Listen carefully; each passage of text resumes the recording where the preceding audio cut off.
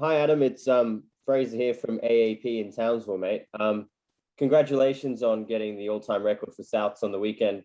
Can you just run us through what that means to you and how do you feel about that? Yeah, thank you. Obviously, pretty honoured and privileged. Obviously, mentioned alongside some of the iconic names of this club.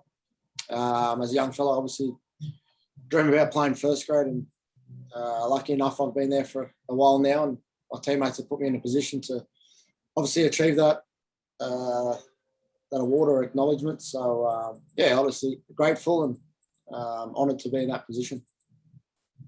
Big game against the Titans this week, who are also chasing the 8. The last time you guys played, it was quite a crazy contest. How do you feel about it going into this weekend? It would be a home game for you guys, but I guess it's back at Seabus again. Yeah, we're not sure exactly where we're playing yet. There's talk about maybe being up at Townsville. So, yeah, look, obviously last time we played them, we were a bit disappointed defensively. Obviously, we've cleaned up our act in that area, and obviously need to improve, on the performance on the weekend again. So, they like to throw the ball around and challenge us all over the park, all over the field. So, no doubt we need to be, switched on from the start. Thanks, Adam.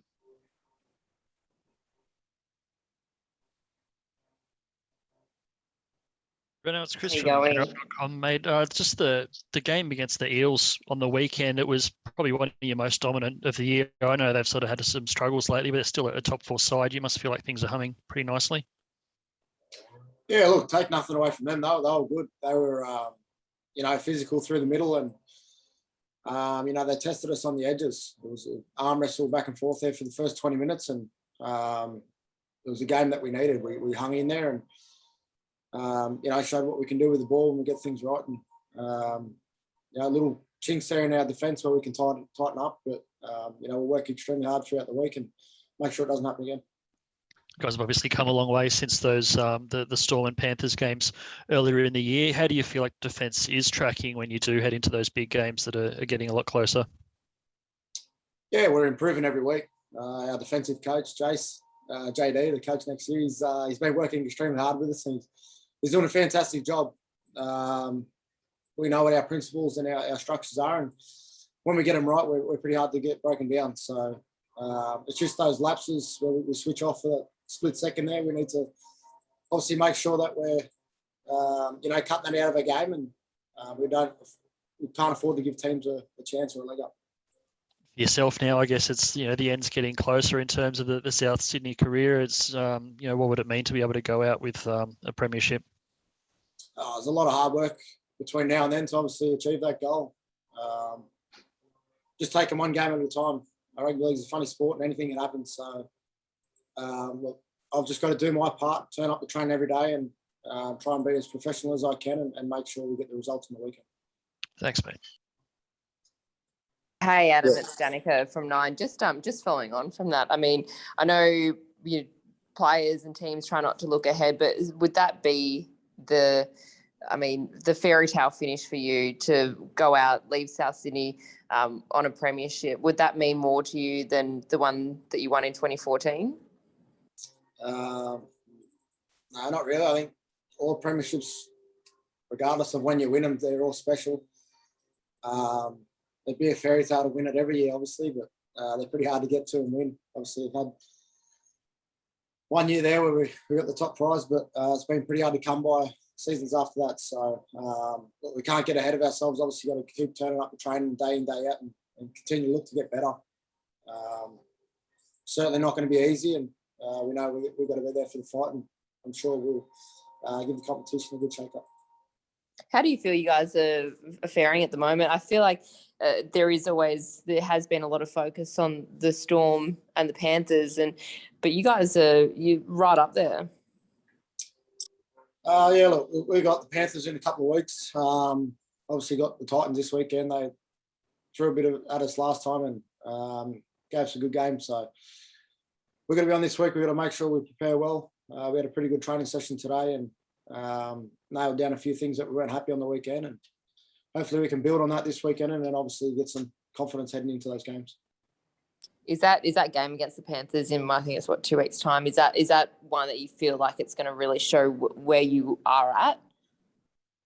No, it's not the end of the world. I think each week we need to continually improve and showcase to each other what we're capable of in this team. We're certainly striving for excellence, and each week's a performance to go out there and get better. And hopefully this week's a step in the right direction as well. Do you sort of get, when you look at the draw and you look ahead to seeing a matchup like that, do you get excited for it? Or when it comes around, yes, I'll be excited, but we can't look past the Titans. They're a quality side. They're pretty desperate to keep their season alive. Obviously they're fighting for the 8, and we can't take our focus off them for 1 minute. G'day, Reynolds. Sorry, you go, mate. G'day, Reynolds. Chuck from Rabbitohs Radio, mate. Congratulations on the record, first of all, mate. Thanks, mate. No worries, mate. Now, the bloke you took the record off, Eric Sims, mate, I know he's from up the coast, but I spent a lot of his time out there at La Perouse, mate. Have you had an opportunity to meet Eric? Yeah, I've met him a couple of times. Firstly, back in before my career started, I returned the Redfern game, had the honour of meeting him. He had the kickoff, and obviously you read the history on the walls there at Redfern, and he's a large part of that. And just honestly, just grateful and honoured to be, mentioned alongside him. I got to meet him at a luncheon a couple of years ago and spend some time with him, and he's a lovely fella, and always thinking of him. He's extremely humble man, isn't he, mate? It would be a great honour for yourself. I know you're a sports mad, mate, and that's something you'll have a look back on him when you retire, mate.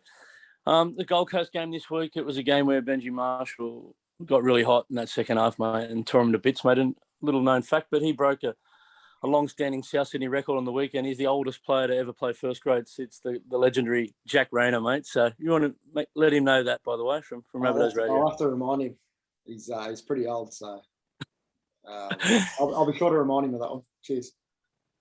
And another bloke who was on fire in that first half for the opposition was David Fafita, mate. He'll be on the tip sheet this week.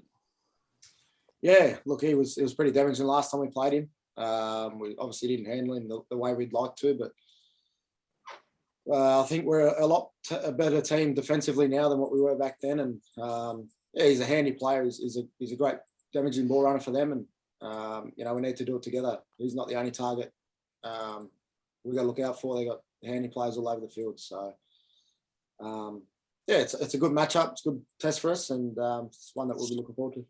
And what have you made of rookie halfback up there, Sexton, mate? He's in some good form, the young fella.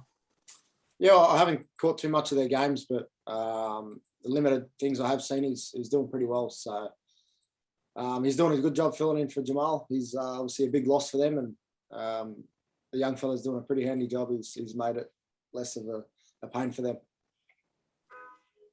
Reno, it's Fatima from the Telegraph. Congratulations on the record.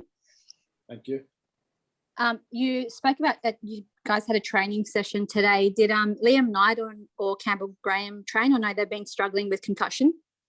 They're on the sidelines doing a bit with the physios, so I'm not sure exactly where they're at, but I know both boys are in good spirits, and they're getting around okay. Is Hame Sele a chance this week? I know he was penciled in for last week, but there was a bit of a setback. Once again, I'm not sure. He was on the side with the physios, so we've just finished a gym session and the forwards are in there now, so not too sure what's exactly happening, but I'm sure Wayne will fill you in through the week. Obviously, you've seen the news today that Dan Gagai is off more back to the Knights. Can you just tell us what sort of a loss he's going to be to the club? Yeah, he's obviously a key player for us. He's obviously been a good member of this team for a number of years now. He's obviously a great player, not only for us, but at state and country level. He's a professional, and obviously he's going to be sorely missed. He's a good fella to have around the team, on and off the field. It's Women in League round this weekend, and I'm sure your wife is more of a superwoman than most. She had 4 kids in quarantine, didn't she, on the Gold Coast? Did you tell you any horror stories about what that was like? Well, I think the kids are looking after her, so I think she should thank the kids more than I thank her. No, she done an extremely good job. She's very patient, obviously looking after 4 kids and myself. I'm pretty much a kid myself too. So I might give her a day off or 2 now that she's here with us. I was going to ask, so what do you do? What do you got planned for your first day off? Now you've got a bit of freedom. I'm not too sure. Our daughter's birthday was the other day, so we couldn't get out and do too much. So hopefully tonight we can find a nice restaurant and just nice quiet dinner somewhere and spend that as a family. Thanks, Reno. Hey Adam, just on Gagai, when did he let you guys know when the news? Yeah, he let us know probably a week or 2 ago. I thought the news broke pretty early then, and he was up front with the team, and obviously had his reasons why he's gone back to Newcastle. Yeah, glad for him. He's got his future sorted now, and we can worry about the rest of the season. Cool, thank you.